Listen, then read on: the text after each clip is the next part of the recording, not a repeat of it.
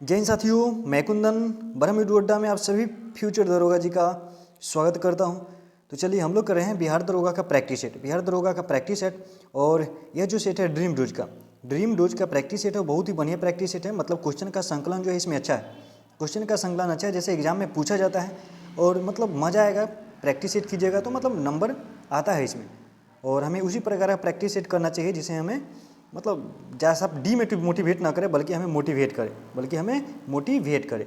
तो इस प्रकार से हमें सेट प्रैक्टिस सेट करना चाहिए। और प्रैक्टिस सेट जो है इसी प्रकार का है, मतलब मज़ा आता है प्रैक्टिस सेट करने में। क्वेश्चन का संकलन जो है बढ़िया दिया गया है, जिस प्रकार से एग्जाम में पूछा जाता है। मतलब ना तो हार्ड है और ना ही लो, मतलब मॉडरेट लेवल का है, बहुत ही बढ़िया है। तो चलिए हम लोग 3 प्रैक्टिस सेट तो कर चुके हैं, 3 प्रैक्टिस सेट कर रहे हैं और कर चुके हैं, और आज हम लोग करेंगे प्रैक्टिस सेट चौथा, सेट नंबर 4। इससे पहले अगर आप देखिएगा तो एडिटोरिया का प्रैक्टिस सेट जो आया था, एडिटोरिया का बिहार दरोगा का प्रैक्टिस सेट, वो हम लोग कर चुके हैं। तो अगर वो वीडियो अगर आपको देखना है, प्रैक्टिस सेट करना है, तो चैनल पे जाके वीडियो में जाकर उसको भी आप लोग देख सकते हैं। और इस प्रकार से अगर आपको प्रैक्टिस सेट करना है बिहार दरोगा का, बिहार पुलिस का, तो चैनल को सब्सक्राइब कर लीजिए। तो चलिए हम लोग शुरू करते हैं, देखते हैं। देखिए पहला क्वेश्चन है कि म्यांमार के साथ भारत के कितने राज्यों की सीमा साझा करते हैं। म्यांमार के साथ भारत की कितने राज्यों के साथ सीमा साझा करता है? तो 4 राज्य। कितने राज्य? 4 राज्य। 4 राज्य कौन कौन से हैं? तो ये 4 राज्य अरुणाचल प्रदेश, नागालैंड, मणिपुर और मिजोरम। अरुणाचल प्रदेश, नागालैंड, मणिपुर और मिजोरम। और सबसे ज़्यादा अगर देखा जाए कि सबसे ज़्यादा म्यांमार के साथ सबसे ज़्यादा कौन सा राज्य है जो सीमा साझा करते हैं? तो अरुणाचल प्रदेश, और 4 राज्य। चलिए उसके बाद देखिए दूसरा क्वेश्चन है कि पश्चिमी घाट और पूर्वी घाट के संदर्भ में निम्न कथनों पर विचार कीजिए। मतलब पश्चिमी घाट और पूर्वी घाट के कथन पर हमें विचार करना है। क्या है देख लीजिए। पहला कथन है कि पश्चिमी घाट पूर्वी घाट की तुलना में अधिक ऊंचा है। मतलब पश्चिमी घाट पूर्वी घाट की तुलना में अधिक ऊंचा है, तो बात सही है। और पश्चिमी घाट में ही देखा जाएगा कि दक्षिण भारत की सबसे ऊंची चोटी कौन है? अनैमुदी। पश्चिमी घाट में है, तो पूर्वी घाट की तुलना में पश्चिमी घाट ऊंचा है, यही सही है। दूसरा कथन है कि पश्चिमी घाट उत्तर से दक्षिण की ओर अनवरत है, जबकि पूर्वी घाट अनियमित और विच्छेदित है। कहने का मतलब जो पश्चिमी घाट है मतलब लाइन से है पूरा, मतलब बीच में कटा फटा नहीं है। लेकिन पूर्वी घाट जो है अनियमित है और विच्छेदित है, मतलब बीच में कहीं है कहीं नहीं है, इस प्रकार से। तो ये भी कथन सही है। उसके बाद तीसरा कथन है कि पूर्वी घाट की सबसे ऊंची चोटी अनैमुदी। नहीं, यह अनैमुदी किसका चोटी है? अनैमुदी जो है पश्चिमी घाट की सबसे ऊंची चोटी अनैमुदी, ठीक। जबकि पश्चिमी घाट का चोटी महेंद्र की, मतलब यह उल्टा दे दिया है, यह उल्टा दिया है। तो इसमें है कि सही कथन कौन सा है? तो 1 और 2 सही है, 1 और 2 कथन सही कथन है। चलिए उसके बाद अगला क्वेश्चन देख लीजिए। क्या है कि माजुली द्वीप भारत की निम्नलिखित में से कौन सी नदी पर अवस्थित है? माजुली द्वीप, तो माजुली द्वीप जो है कौन सी नदी पर अवस्थित है? या ब्रह्मपुत्रा नदी पर। कौन सी नदी पर? ब्रह्मपुत्रा नदी पर अवस्थित है माजुली। उसके बाद देखिए चौथा क्वेश्चन है कि इस वर्ष 2024 में भारत रत्न से सम्मानित कर्पूरी ठाकुर बिहार के किस जिला से हैं? मतलब कर्पूरी ठाकुर जो है बिहार के किस जिला से हैं? तो यह समस्तीपुर के रहने वाले हैं कर्पूरी ठाकुर। कर्पूरी ठाकुर कौन से जिला के हैं? तो समस्तीपुर जिले के पितौंजिया गांव, जो कि अभी कहलाता है कर्पूरी ग्राम कहलाता है, ठीक। तो यहाँ के रहने वाले और ना ही जाति के थे यह। चलिए उसके बाद अगला क्वेश्चन देखिए, 5वां क्वेश्चन है कि निम्न में से कौन सा सुमेलित नहीं है? निम्न में से कौन सा सुमेलित नहीं है? मतलब कौन सुमेलित नहीं है, मतलब कहाँ है, कौन या क्या है? देखिए तो मणिकरण हिमाचल प्रदेश में, ज्वालामुखी जम्मू कश्मीर में। तो देखिए ज्वालामुखी जम्मू कश्मीर नहीं, ज्वालामुखी जल झरना है, ज्वालामुखी जल झरना है। और यह भी कहाँ है? यह भी हिमाचल प्रदेश में। कहाँ है? हिमाचल प्रदेश में ज्वालामुखी जल झरना। सिर्फ ज्वालामुखी नहीं बल्कि झरना की बात कर रहा है, तो ज्वालामुखी जल झरना कहाँ है? हिमाचल प्रदेश में। मणिकरण कहाँ है? हिमाचल प्रदेश में। अनहोनी कहाँ है? मध्य प्रदेश में। और तप्त पानी भी कहाँ है? यह उड़ीसा में है। तप्त पानी कहाँ? उड़ीसा में। उसके बाद देखिए छठा क्वेश्चन है कि बिहार राज्य पर्यटन विकास के लिए कौन सी संस्था बनाई गई? बिहार राज्य पर्यटन विकास के लिए कौन सी संस्था बनाई गई है? तो BSTDC। इसकी स्थापना कब की गई? तो इसकी जो स्थापना की गई थी 1980 में की गई थी। BSTDC की स्थापना कब की गई थी? 1980 में। चलिए उसके बाद अगला क्वेश्चन देखिए, 7 नंबर क्वेश्चन है कि कथन ए और कारण आर पर विचार कीजिए तथा नीचे दिए गए विकल्प की सहायता से सही उत्तर का चयन कीजिए। क्या कथन है देख लेते हैं। देखिए पहला कथन है, कथन ए में कि 19वीं सदी के सामाजिक धार्मिक आंदोलन के कारण भारत का आधुनिकीकरण हुआ। सही है, जो सामाजिक धार्मिक सुधार आंदोलन हुआ था जिसके कारण भारत का आधुनिकीकरण हुआ। और कारण में है कि सामाजिक धार्मिक आंदोलन के मूल में बुद्धिवाद, वैज्ञानिक दृष्टिकोण तथा ऐसे विचार थे जो आधुनिकता के आधार माने जाते हैं। तो ये भी क्या है? ये भी सही है। मतलब कहने का कि ए और आर दोनों सही है, और और एक दूसरे का व्याख्या भी करता है। ए और आर दोनों सही है और आर एक ही सही व्याख्या करता है, अपना आंसर हो जाएगा ए। चलिए उसके बाद देखिए 8 नंबर क्वेश्चन है कि निम्नलिखित कथनों पर विचार कीजिए। निम्नलिखित कथनों पर विचार कीजिए। पहला है कि ऋग्वेद के कुल 10 मंडल है, सही है। ऋग्वेद में कुल कितने मंडल है? 10 मंडल है तथा 228 सूक्त है। 228 सूक्त है, सही है। उसके बाद है कि ऋग्वेद के दूसरे से 7वें तक के मंडल सबसे प्राचीन माने जाते हैं और प्रथम और 8वें से 10वें तक के मंडल बाद के माने जाते हैं।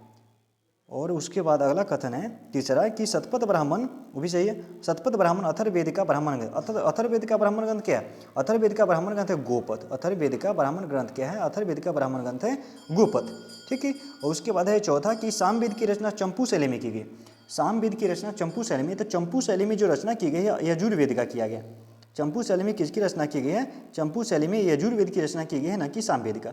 तो इसमें देखिए यह भी गलत हो गया, यह भी गलत हो गया। उसमें क्या है, क्वेश्चन क्या है कि उपरोक्त कथनों में से कुल कितने कथन सही है? तो ऊपर वाला 1 और 2 सही था, 1 और 2 सही था, मतलब केवल 2 सही है, केवल 2 सही है। उसके बाद देखिए अगला क्वेश्चन, उसके बाद देखिए कि स्वतंत्र भारत के प्रथम गवर्नर जनरल थे। स्वतंत्र भारत के प्रथम गवर्नर जनरल कौन? तो लॉर्ड माउंटबेटन। लॉर्ड माउंटबेटन स्वतंत्र भारत के प्रथम गवर्नर जनरल। वहीं भारतीय पूछे तो भारतीय हो जाएंगे कौन? श्री राजगोपालाचारी। भारतीय श्री राजा गोपालाचारी। उसके बाद देखिए 10 नंबर क्वेश्चन कि बिहार में पहली बार राष्ट्रपति शासन कब लगाया गया था? बिहार में पहली बार राष्ट्रपति शासन कब लगाया गया था? तो यह 1968 में लगाया गया था। 68 में लगाया गया था 29 जून को। 29 जून 1968 को 29 जून 1968 को बिहार में प्रथम बार राष्ट्रपति शासन लगाया गया था। और इस समय बिहार के राज्यपाल थे नित्यानंद कानूनगो। कौन थे बिहार के राज्यपाल? ध्यान में रखना है, बिहार के राज्यपाल थे नित्यानंद कानूनगो। नित्यानंद कानूनगो बिहार के राज्यपाल थे इस समय में। और यह जो राष्ट्रपति शासन लगा था, यह 8 महीने तक लगा था। कितने महीने तक? 8 महीने तक यह शासन लगाया गया था। तो इतना ध्यान में रखना है हमें कि पहली बार जो राष्ट्रपति शासन लगाया था कब लगाया गया था? 1968 में। कब? 1968 में लगाया गया था। और इस समय जो राज्यपाल थे, राज्यपाल कौन थे? नित्यानंद कानूनगो। हाँ, ये भी पूछ सकता है कि मुख्यमंत्री कौन थे उस समय में, यानी कि जब बिहार में पहली बार राष्ट्रपति शासन लगाया गया था उस समय मुख्यमंत्री कौन थे? तो भोला पासवान शास्त्री। कौन थे? भोला पासवान शास्त्री इस समय मुख्यमंत्री थे, नित्यानंद कानूनगो राज्यपाल थे। चलिए 11 नंबर उसके बाद क्वेश्चन है कि पुर्तगाली व्यापारी गोवा की भूमि पर पहली बार किस सदी में आए थे? पुर्तगाली व्यापारी गोवा किस धरती पर पहली बार कब आए थे? कब आए थे? तो यह कब आए थे? 1498 में, यानी कौन सी शताब्दी? तो 15वीं शताब्दी में। कब? कौन सी शताब्दी? 15वीं शताब्दी में।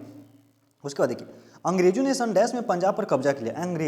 अंग्रेज पंजाब पर कब कब्जा करते हैं? तो 1849 में। 1849 में हुआ था। कौन सी लड़ाई हुई थी? चिलनवाला की युद्ध हुआ था। चलिए तो ध्यान में रखना है पंजाब पर अंग्रेजों ने कब शासन मतलब कब्जा कर लिया था? 1849 में, 1849 में। उसके बाद देखिए अगला क्वेश्चन है कि तृतीय मैसूर युद्ध कब से कब तक लड़ाया गया था? तृतीय मैसूर युद्ध कब से कब लड़ाया गया था? यह 90 से 92 में लड़ाया गया था तृतीय आंग्ल मैसूर युद्ध। तृतीय आंग्ल मैसूर युद्ध। और चतुर्थ आंग्ल मैसूर युद्ध 1799। और चतुर्थ आंग्ल मैसूर युद्ध में क्या? टीपू सुल्तान की मृत्यु हो जाती है। 1799 में टीपू सुल्तान की मृत्यु हो जाती है। चलिए उसके बाद देखिए अगला क्वेश्चन है 14 नंबर क्वेश्चन कि निम्न में से किसने 1914 में कॉमनवेल्थ नामक साप्ताहिक समाचार पत्र की स्थापना की थी? कॉमनवेल्थ नामक साप्ताहिक समाचार पत्र की स्थापना कौन? तो एनी बेसेंट। कॉमनवेल्थ कौन? कॉमनवेल्थ तो एनी बेसेंट, ठीक, ध्यान में रखना है 1914 में। उसके बाद देखिए धर्म सभा का संस्थापक निम्न में से कौन था? धर्म सभा के संस्थापक कौन? तो राधाकांत देव। धर्म सभा के संस्थापक कौन हुए? राधाकांत देव धर्म सभा के संस्थापक है। और इसकी स्थापना कब की गई थी? 1830 में। कब की गई? 1830 में की गई। उसके बाद देखिए 16 नंबर क्वेश्चन देखिए 16 नंबर क्वेश्चन है कि भारत के राजनीतिक प्रयासों का लक्ष्य स्वराज था। दादा भाई नौरोजी ने इसकी घोषणा कब की थी? यानी कि दादा भाई नौरोजी स्वराज की घोषणा कब की थी? पहली बार दादा भाई नौरोजी स्वराज की घोषणा, ठीक, तो यह किए थे 1906 में कलकत्ता अधिवेशन। कलकत्ता अधिवेशन 1906। कलकत्ता अधिवेशन 1906 में। कलकत्ता अधिवेशन 1906 में। चलिए उसके बाद देखिए 17 नंबर क्वेश्चन है कि which sentence is correctly spelled, यानी कि करेक्टली स्पेल्ड देखना है इसमें कि कौन सा कथन सही है। तो देखिए Ram it a mango. Ram it a mango. उसके बाद देखिए मैथ है, देख लीजिएगा आप, बना लेना है इसको। उसके बाद देखिए सुमेलित करना है गौतम बुद्ध के प्रतीक, गौतम बुद्ध का प्रतीक। तो जन्म क्या? कमल एवं साढ़। जन्म का क्या हो जाएगा? कमल एवं साढ़।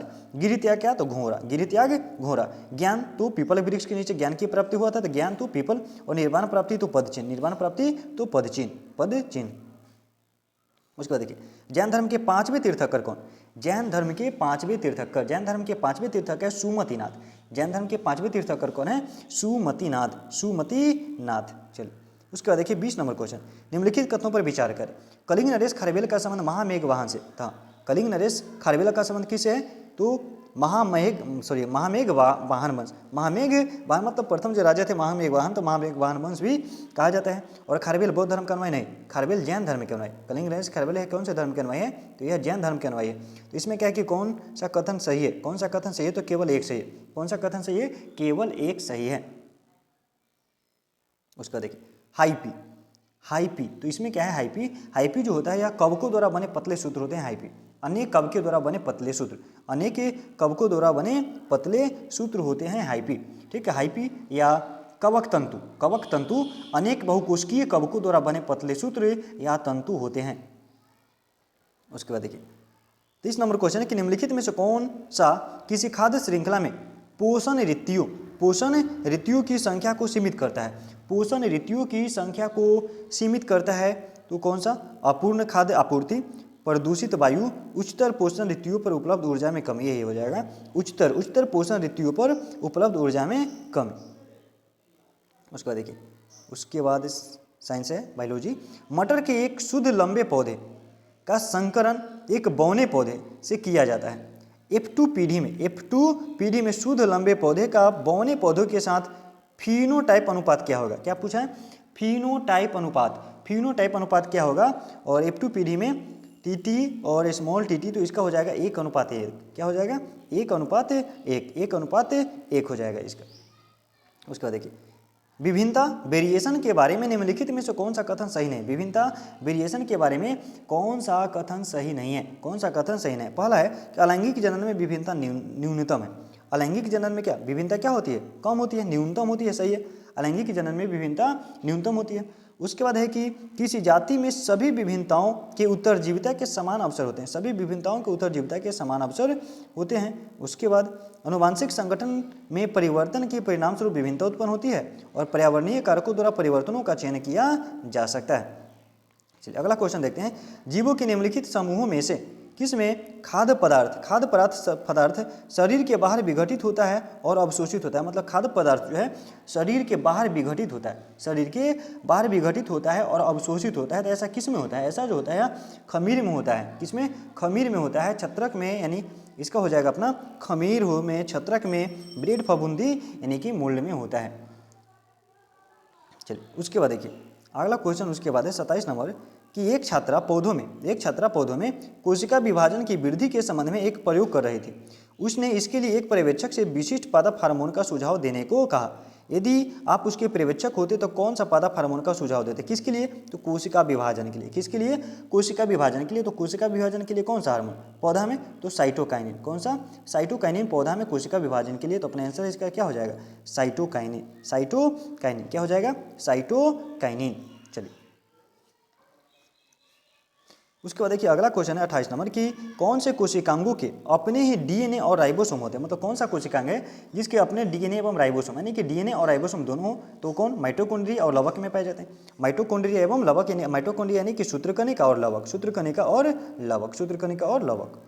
उसके बाद देखिए अगला क्वेश्चन है कि परासरण ओस्मोसिस निम्नलिखित में से किस माध्यम से होकर जल अणुओं के गुजरने की प्रक्रिया? परासरण जो है ओस्मोसिस किस माध्यम से होकर जल अणुओं के गुजरने की प्रक्रिया है? इसमें क्या होता है? परासरण में यहाँ उच्च सांद्रता से निम्न सांद्रता की ओर जाती है।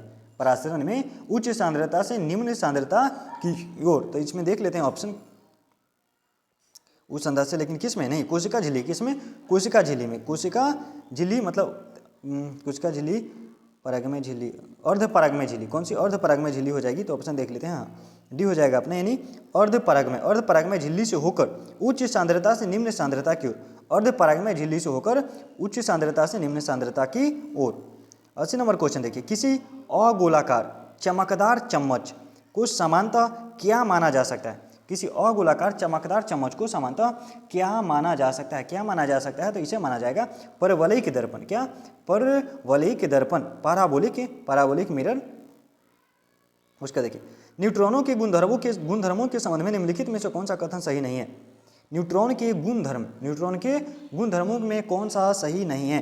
तो देखिए पहला ऑप्शन क्या है कि न्यूट्रॉन का द्रव्यमान प्रोटॉन के द्रव्यमान के लगभग बराबर होता है, तो हाँ दोनों का द्रव्यमान बराबर होता है और सबसे ज़्यादा किसका होता है, इलेक्ट्रॉन का होता है। दूसरा कि न्यूट्रॉन का आवेश शून्य होता है, तो ये भी सही है, न्यूट्रॉन पर जो आवेश होता है शून्य होता है और न्यूट्रॉन परमाणु के नाभिक के अंदर अवस्थित होते हैं, तो हाँ प्रोटॉन और न्यूट्रॉन कहाँ होता है, नाभिक में होता है, प्रोटॉन और न्यूट्रॉन नाभिक में होता है। उसके बाद अगला ऑप्शन है डी नंबर ऑप्शन है कि न्यूट्रॉन परमाणु नाभिक के चारों ओर चक्कर लगाते हैं, तो चारों ओर चक्कर लगाने का काम करता है इलेक्ट्रॉन। चारों ओर चक्कर लगाने का काम कौन करता है, इलेक्ट्रॉन। तो यही अपना क्या हो जाएगा आंसर है, मतलब जो यह गलत दिए हुए। उसके बाद देखिए 32 नंबर क्वेश्चन, पराबैंगनी प्रकाश के संदर्भ में निम्नलिखित में से कौन सा कथन सही नहीं है।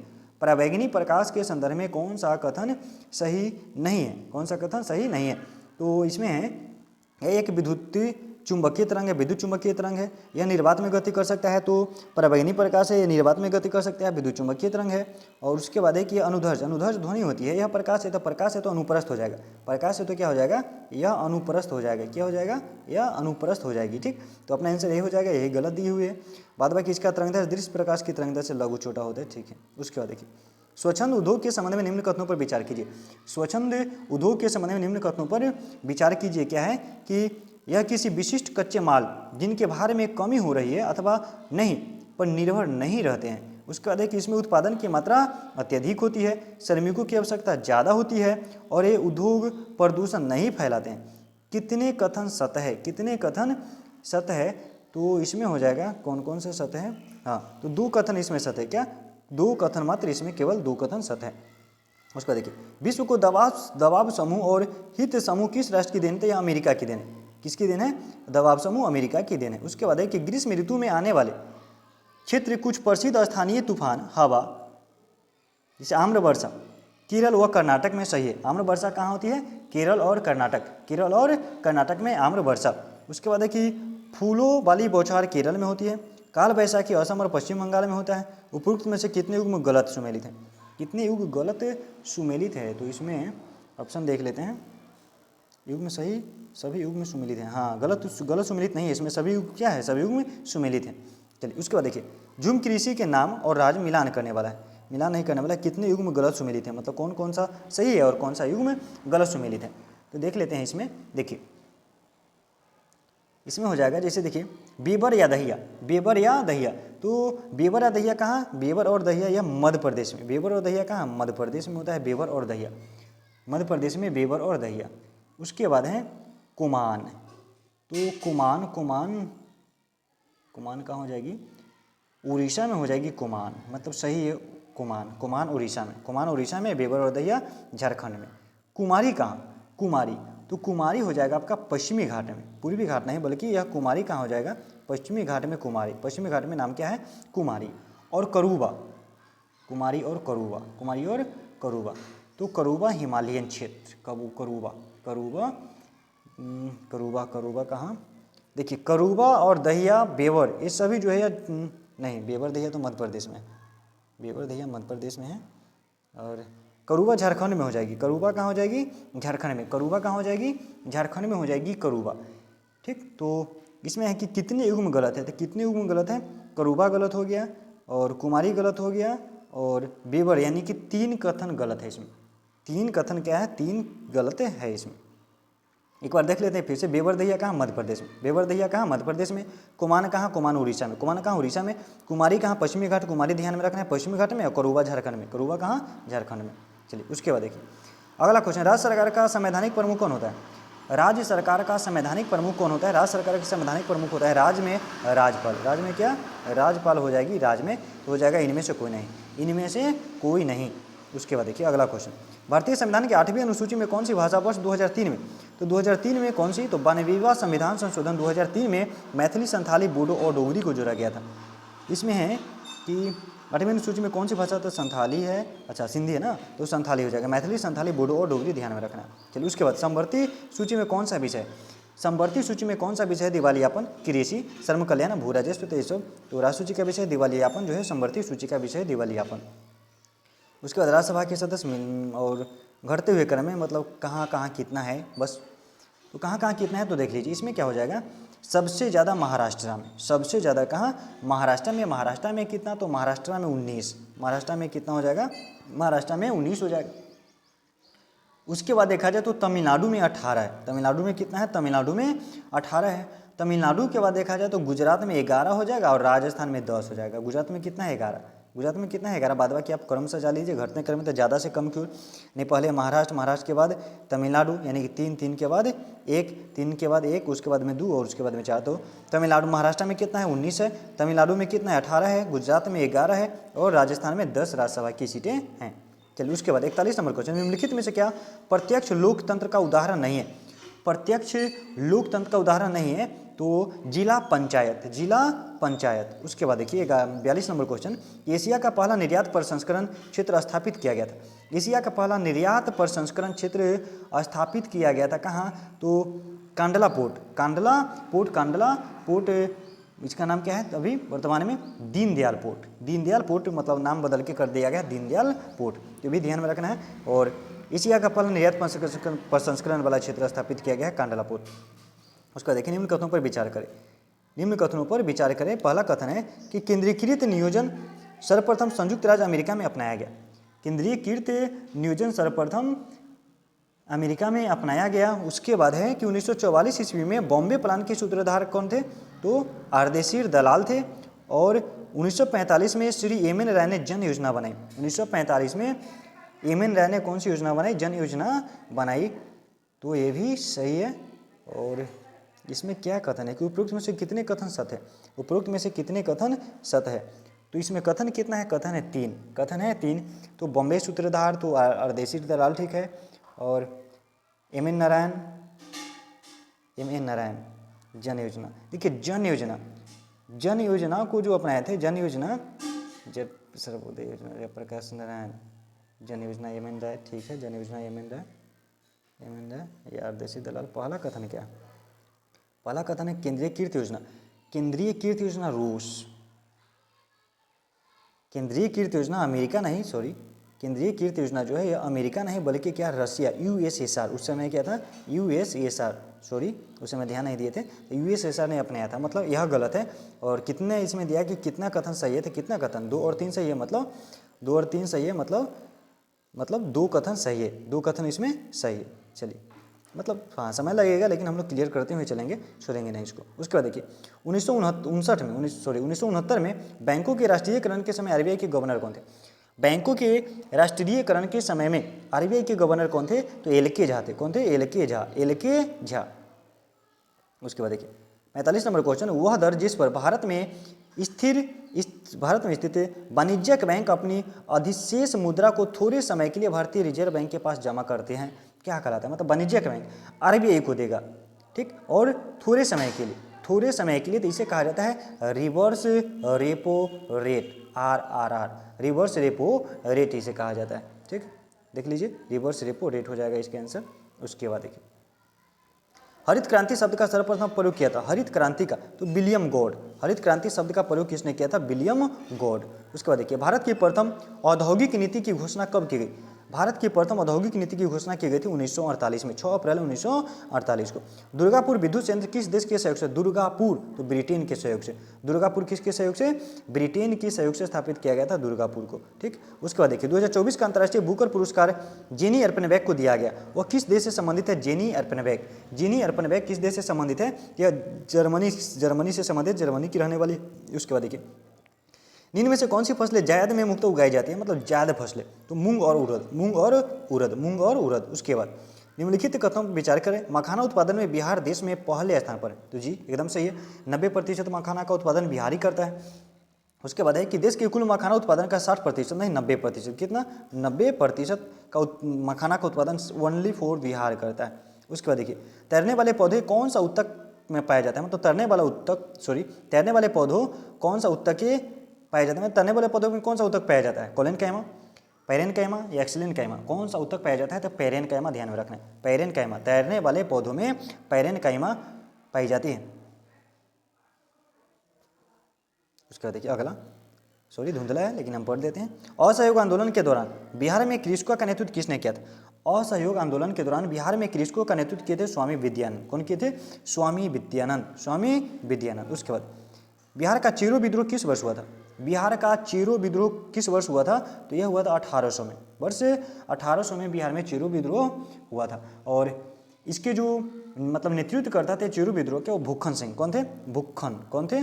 भुक्खन सिंह। भुक्खन सिंह जमींदार या थे चिरू विद्रोह के नेतृत्व करता। उसके बाद गांधी जी ने भारत में अपना पहला जन भाषण कहाँ दिए थे? गांधी जी अपना पहला जन भाषण कहाँ दिए थे? तो चंपारण में। कहाँ दिए थे? गांधी जी ने भारत में अपना पहला जन भाषण कहाँ दिया था? जन भाषण तो चंपारण, बिहार के चंपारण में 1917 में। दिन एवं रात होने का कारण क्या है? तो घूर्णन। पृथ्वी के अपने अक्ष पर घूर्णन। पृथ्वी के अपने अक्ष पर घूर्णन। पृथ्वी के सर्वाधिक निकट कौन सा ग्रह है? तो शुक्र, सॉरी बुध। पृथ्वी के सबसे निकट कौन सा ग्रह? तो बुध सबसे नज़दीकी वाला ग्रह है। उसके बाद मिलान करने वाला है कि कौन सा पर्वत जो है किस देश में है, यह मिलान करने वाला है। तो देख लीजिए, जैसे पिरेनीज, स्पेन एवं फ्रांस में है पिरेनीज। पिरेनीज कहाँ है? स्पेन एवं फ्रांस। स्पेन एवं फ्रांस में पिरेनीज। उसके बाद स्विट्जरलैंड, तो स्विट्जरलैंड में हो जाएगा आपका आल्प्स। आल्प्स कहाँ? स्विट्जरलैंड। आल्प्स कहाँ? स्विट्जरलैंड में। उसके बाद बुल्गारिया, तो बुल्गारिया में क्या है? बाल्कन। बुल्गारिया में क्या हो जाएगा? बाल्कन। और इटली में एपेनाइन। इटली में एपेनाइन। इटली में एपेनाइन। उसके बाद देखिए अगला क्वेश्चन है कि 2011 की जनगणना के अनुसार बिहार के किस जिले में सबसे अधिक लिंगानुपात? सबसे अधिक लिंगानुपात गोपालगंज में। सबसे अधिक लिंगानुपात कहाँ? गोपालगंज। गोपालगंज में। उसके बाद 21वां आसियान इंडियन समिट कहाँ हुआ? 21वां आसियान इंडियन समिट कहाँ हुआ? आसियान, तो आसियान जो हुआ यह हनोई में हुआ। कहाँ? 21वां आसियान इंडिया समिट यह वियतनाम के हनोई। तो देखिए वियतनाम भी है, हनोई भी है, तो एग्जैक्ट जगह दे दिया तो हनोई हो जाएगा। क्या हो जाएगा? हनोई इसका आंसर हो जाएगा। उसके बाद घुमरा नृत्य किस राज्य से संबंधित है? घुमरा नृत्य किस राज्य से संबंधित है? घुमरा उड़ीसा से। कहाँ? घुमरा कहाँ से? उड़ीसा। घुमरा कहाँ से? उड़ीसा से। और घूमर तो राजस्थान। अगर सिर्फ बोले घूमर तो घूमर कहाँ से? घूमर राजस्थान। घूमर कहाँ? राजस्थान। और घुमरा कहाँ? उड़ीसा। उसके बाद नीतीश कुमार ने 2024 पेरिस पैरालंपिक में किस स्पर्धा में स्वर्ण पदक जीते? नीतीश कुमार पेरिस पैरालंपिक में कौन सी स्पर्धा में स्वर्ण माने गोल्ड मेडल जीते हैं? तो यह बैडमिंटन में। कौन से? बैडमिंटन। नीतीश कुमार बैडमिंटन, ध्यान में रखना, नीतीश कुमार बैडमिंटन। उसके बाद देखिए हाल ही में खबरों में रहा अभ्यास बरून, तो भारत और फ्रांस। बरून किसके बीच होता है? तो बरून जो होता है भारत और फ्रांस का, यह नेवी का अभ्यास है, नौसैनिक अभ्यास है। बरून भारत और फ्रांस के बीच होता है। उसके बाद हाल ही में किस संगठन ने गिद्ध गणना 2024 पहल शुरू किया है? गिद्ध गणना 2024 पहल शुरू किया है तो world wide fund for nature India, यानी WWF इंडिया। उसके बाद साइबर अपराध रोकथाम प्रयासों के तहत शुरू किए गए समन्वय प्लेटफॉर्म का महत्व निम्नलिखित में से कौन सा है? यानी समन्वय प्लेटफॉर्म का महत्व जो है क्या है? तो समन्वय प्लेटफॉर्म जो है यह साइबर अपराध डेटा संग्रह और साझाकरण के लिए वन स्टॉप पोर्टल है। साइबर अपराध डेटा संग्रह और साझाकरण के लिए वन स्टॉप पोर्टल है। उसके बाद देखिए अगला क्वेश्चन है कि हाल ही में किस राज्य ने अपराजिता महिला एवं बाल विधेयक 2024 पारित किया है? अपराजिता महिला एवं बाल विधेयक 2024 पारित किया है तो पश्चिम बंगाल। कौन? पश्चिम बंगाल। उसके बाद देखिए हाल ही में चर्चा में रहे कुन्याक जनजाति, कुन्याक किस राज्य की सबसे बड़ी जनजाति है? यह कुन्याक जनजाति है। कहाँ की है कुन्याक जनजाति? नागालैंड की। कहाँ की है? नागालैंड की जनजाति है कुन्याक। अगला क्वेश्चन 68 नंबर क्वेश्चन देखिए कि 2024 पेरिस पैरालंपिक में जूडो में पदक जीतने वाले पहले भारतीय बनकर किसने इतिहास रच दिया? जूडो में पदक जीतने वाले पहले भारतीय कपिल परमार। कौन? कपिल परमार। और यह कौन सा मेडल जीते हैं? तो यह कांस्य मेडल। कौन सा पदक? कांस्य पदक जीते हैं। चलिए उसके बाद देखिए 69 हाल ही में खबरों में रहे ग्लोबोवा टेरनसेसिस। ग्लोबोला क्या है? जनाकिया क्या है? मतलब यह क्या है? तो यह जो है अदरक परिवार के पौधों की नई प्रजाति है। अदरक परिवार की पौधों की नई प्रजाति है ग्लोबोवा टेरनसेसिस और ग्लोबोवा जनाकिया। उसके बाद देखिए अगला क्वेश्चन 70 नंबर कि भारत में निम्नलिखित में से कौन से शहर बौद्ध सर्किट का हिस्सा है? कौन सा शहर है जो बौद्ध सर्किट का हिस्सा है? तो बौद्ध सर्किट का हिस्सा क्या? कौन सा हो जाएगा? सीधी सी बात है, श्रावस्ती हो जाएगी, वैशाली हो जाएगी, बोधगया हो जाएगी, नालंदा हो जाएगी। सभी बौद्ध सर्किट का हिस्सा है। बाद बाकी ऑप्शन देख लीजिए। एशिया का सबसे बड़ा इथेनॉल कारखाना कहाँ बनाया जा रहा है? एशिया का सबसे बड़ा इथेनॉल कारखाना कहाँ बनाया जा रहा है? तो यह जमुई में बनाया जा रहा है। कहाँ? जमुई में। उसके बाद अगला क्वेश्चन है कि अभेद क्या है? अभेद जिसको भेदा ना जा सके, यह बुलेट प्रूफ जैकेट है। अभेद क्या है? अभेद बुलेट प्रूफ जैकेट है। उसके बाद रीजनिंग है, देख लीजिएगा। उसके बाद देखिए निम्नलिखित कथनों पर विचार कीजिए। क्या कथन है कि भारत में 24 अक्टूबर की तिथि को पंचायत दिवस मनाया जाता है। ठीक है, पंचायत दिवस कब मनाया जाता है? 24 अक्टूबर को मनाया जाता है। 24 अक्टूबर नहीं, 24 अप्रैल को मनाया जाता है। सॉरी, यह 24 अप्रैल है। 24 अप्रैल को मनाया जाता है। उसके बाद है कि 73वें संविधान संशोधन अधिनियम 1992 के माध्यम से पंचायती राज प्रणाली को संवैधानिक दर्जा दिया गया है। ये सही है और पहला गलत है, दूसरा सही है। उसका तीसरा है कि किसी व्यक्ति को पंचायत का चुनाव लड़ने के लिए न्यूनतम 18 वर्ष नहीं बल्कि 21 वर्ष, दो गलत हो गया, 21 वर्ष। और राज्यों को पंचायती राज प्रणाली के अंतर्गत चुनाव में 50% सीट महिलाओं को लिए आरक्षित है, ये भी सही है।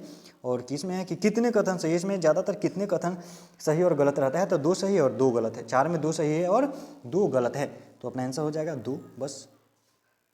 उसके भारतीय संविधान के अंतर्गत आपातकालीन उपबंध का प्रावधान भारतीय संविधान के किस भाग में? आपातकालीन उपबंध भाग 18 में, भाग 18 में है आपातकालीन उपबंध और अनुच्छेद 352 से 360। उसके बाद देखिए एमएस वर्ड किसका उदाहरण है? एमएस वर्ड, एमएस वर्ड जो है यह किसका उदाहरण है? तो एमएस वर्ड एप्लीकेशन सॉफ्टवेयर है। क्या है यह? एमएस वर्ड जो है एप्लीकेशन सॉफ्टवेयर है। कौन सा जल विद्युत परियोजना कावेरी नदी पर स्थित है? कावेरी नदी पर कौन सी जल विद्युत परियोजना अवस्थित है? तो मेट्टूर बांध कहाँ है? मेट्टूर बांध कौन सी नदी पर है? कावेरी नदी पर है मेट्टूर बांध। नागार्जुन सागर कृष्णा नदी पर, ठीक है। हीराकुंड तो बता है महानदी पर, तो ध्यान देना है। उसके बाद देखिए अगला क्वेश्चन है कि राष्ट्रीय स्तर पर किसानों को ऋण सुविधाओं को सुव्यवस्थित करने के लिए 1982 में किसकी स्थापना की गई? नाबार्ड की स्थापना की गई 1982 में। नाबार्ड की स्थापना कब की गई? 1982 में की गई थी नाबार्ड की स्थापना। और नाबार्ड राष्ट्रीय कृषि एवं ग्रामीण विकास बैंक। चलिए उसके बाद समुद्र लक्ष्मण 2024 नौसैनिक के नाम से किन 2 देशों के बीच विशाखापट्टनम में युद्धाभ्यास संपन्न हुई? समुद्र लक्ष्मण भारत और मलेशिया के बीच होता है समुद्र लक्ष्मण युद्धाभ्यास जो है यह नेवी का युद्धाभ्यास है। और किसके बीच होता है? तो भारत और मलेशिया के बीच, भारत और मलेशिया के बीच होता है समुद्र लक्ष्मण, भारत और मलेशिया, इंडोनेशिया, समुद्र लक्ष्मण देख तो लीजिएगा इसको, भारत और इंडोनेशिया कि भारत और मलेशिया, मेरे हिसाब से भारत और मलेशिया ही हो जाएगा, लेकिन यह जो बुक है उसमें दिया है भारत और इंडोनेशिया, लेकिन आप देखिए और कमेंट कीजिएगा क्या है। उसके बाद देखिए हॉपमैन कप का संबंध किस खेल से है? हॉपमैन कप का संबंध किसे है? तो टेनिस से। हॉपमैन कप का संबंध किसे है? हॉपमैन टेनिस से है। उसके बाद R21 टीका जिसे हाल ही में विकसित किया गया का संबंध किस बीमारी से है? R21 तो यह मलेरिया से, R21 किससे है? मलेरिया से है। उसके बाद जब इनो लवण को जल में डाला जाता है तो बुलबुले बनते हैं, इसका कारण क्या है? Carbon dioxide gas. इसका कारण क्या है? Carbon dioxide gas. उसके बाद कि निम्नलिखित में से कौन सा परमाणु का भाग नहीं है? इलेक्ट्रॉन, प्रोटॉन, न्यूट्रॉन, फोटोन नहीं हो जाएगा। कौन नहीं है? फोटोन नहीं है। उसके बाद निम्न में से कौन सा मूल तत्व है? रेत, हीरा, संगमरमर या चक्कर? कौन सा मूल तत्व है? तो मूल तत्व में क्या हो जाएगा? हीरा हो जाएगा, अपना मूल तत्व है। उसके बाद देखिए पोटेशियम का संकेत क्या था? पोटेशियम 19 नंबर पर है के, क्या के। उसके बाद देखिए एक ठोस से सीधे गैस में, तो ठोस सीधे गैस में ऊर्ध्वपातन, क्या होता? ऊर्ध्वपातन। उसके बाद बल का मात्रक क्या है? बल का मात्रक देखिए न्यूटन, क्या? न्यूटन। और बल का सीजीस पद्धति में मात्रक क्या है? डाइन। सीजीस पद्धति में बल का मात्रक क्या हो जाएगा? डाइन। और ऐसे बल का मात्रक क्या होता है? न्यूटन। चलिए उसके बाद हवाओं की ऊर्जा, तो हवा गति में होती है तो गतिज ऊर्जा, हवा गति में होती है तो क्या हो जाएगी? गतिज ऊर्जा हो जाएगी। उसके बाद अगला क्वेश्चन है 89 नंबर की, निम्नलिखित में से कौन सा सदिश राशि नहीं है? सदिश राशि नहीं है तो देखिए सदिश राशि में क्या? बलाघूर्ण है, ठीक है, बलाघूर्ण है। उसके बाद विस्थापन है और सार्वभौमिक गुरुत्वाकर्षण है और गुरुत्वाकर्षण के कारण त्वरण है। तो देखिए सदिश राशि नहीं है मतलब अदिश राशि है, तो अदिश राशि में हो जाएगी, सदिश राशि नहीं है तो बल सदिश राशि, विस्थापन सदिश राशि, त्वरण सदिश राशि है। इसका आंसर हो जाएगा गुरुत्वाकर्षण, सार्वभौमिक गुरुत्वाकर्षण।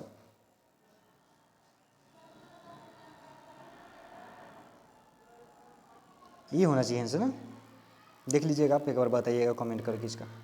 उसका देखिए अंतरिक्ष यात्री निर्वात में सीधे खड़े नहीं रह सकते। अंतरिक्ष यात्री निर्वात में सीधे खड़े नहीं रह सकते, क्यों? क्योंकि वहाँ क्या नहीं होता है? वह वायुमंडल नहीं होता है, वहाँ पे वायुमंडल नहीं होता है, गुरुत्व नहीं होता है। वायुमंडल के साथ वायुमंडल कहीं कहीं होता है, निर्वात में तो ऐसे भी वायुमंडल भी नहीं होता है, गुरुत्व भी नहीं होता है, क्या? लेकिन इसका आंसर हो जाएगा गुरुत्व नहीं होता है। इसका आंसर क्या होगा? गुरुत्व नहीं होता है। उसके बाद अगला क्वेश्चन है कि 91 नंबर कि हाल ही में खबरों में रहा ब्रह्मोस होना चाहिए। ब्रह्मोस मिसाइल का पहली बार निर्यात किस देश को किया गया? तो फिलीपींस को किया गया। किस देश को किया गया है? फिलीपींस को किया गया। उसके बाद देखिए 92 नंबर क्वेश्चन कि अमेरिकी वाणिज्यिक पत्रिका फोर्ब्स के अनुसार विश्व का सर्वाधिक धनी व्यक्ति कौन है? विश्व का सर्वाधिक धनी व्यक्ति एलन मस्क। कौन? Elon Musk. उसके बाद लता दीनानाथ मंगेशकर पुरस्कार 2024 किसे प्रदान किया गया? लता दीनानाथ मंगेशकर पुरस्कार किसे प्रदान किया गया? तो अमिताभ बच्चन को। किसे प्रदान किया गया? अमिताभ बच्चन को। उसके बाद भारतीय रिजर्व बैंक के 90 वर्ष पूर्व होने पर कितने रुपए का सिक्का था? 90 वर्ष पूरा हुआ है तो 90 रुपये का सिक्का। 90 वर्ष पूरा हुआ है तो 90 मतलब 90 का सिक्का। डी गुकेश का संबंध किससे है? शतरंज से। डी गुकेश का संबंध किससे है? शतरंज से। ऑपरेशन करूणा किस देश में चला था? म्यांमार में। ऑपरेशन करूणा कहाँ? म्यांमार में। ऑपरेशन करूणा कहाँ? म्यांमार में। उसके बाद मैथ है, वीडियो पॉज करके बना लीजिए, बनाने की कोशिश कीजिए। यूसीसी का फुल फॉर्म क्या है? यूसीसी का फुल फॉर्म क्या है? तो यूनिफॉर्म सिविल कोड। यूसीसी का full form uniform civil code, uniform civil code. उसके बाद देखिए 99 विश्व हेम्योपैथी दिवस कब मनाया जाता है? 10 अप्रैल को। विश्व हेम्योपैथी दिवस कब मनाया जाता है? 10 अप्रैल को मनाया जाता है। श्री गणेश का विलोम, तो श्री गणेश मतलब शुरू, इति श्री मतलब अंत। क्या हो जाएगा इसका आंसर? इति श्री। इति श्री हो जाएगा इसका आंसर। चलिए, तो 100 क्वेश्चन अपना समाप्त हुआ। 100 क्वेश्चन हम लोग देख लिए हैं। तो अगर वीडियो अच्छा लगे और चाहिए कि हाँ आपको मतलब प्रैक्टिस शीट करना है, बिहार दरोगा का चाहे जो भी एग्ज़ाम, बिहार से संबंधित जो भी एग्ज़ाम हो उसका करना है, या आपको अगर इनका क्या नाम है यूथ कंपटीशन का अगर आपको साइंस पढ़ना है तो भी आप चैनल को सब्सक्राइब कर लीजिए, और ताकि आपको उसका नोटिफिकेशन मिलता रहे, क्योंकि हम लोग यूथ कंपटीशन से साइंस पढ़ने वाले हैं। और बिहार दरोगा के लिए प्रैक्टिस सेट चलेगा, बिहार पुलिस के लिए प्रैक्टिस सेट चलेगा। तो चलिए, वीडियो देखने के लिए आप सभी का बहुत बहुत धन्यवाद। मुस्कुराते रहिए, हंसते रहिए और अपने लक्ष्य के पीछे भागते रहिए और अपने लक्ष्य को प्राप्ति कीजिए। तो चलिए, वीडियो देखने के लिए आप सभी का बहुत बहुत धन्यवाद। जय हिंद।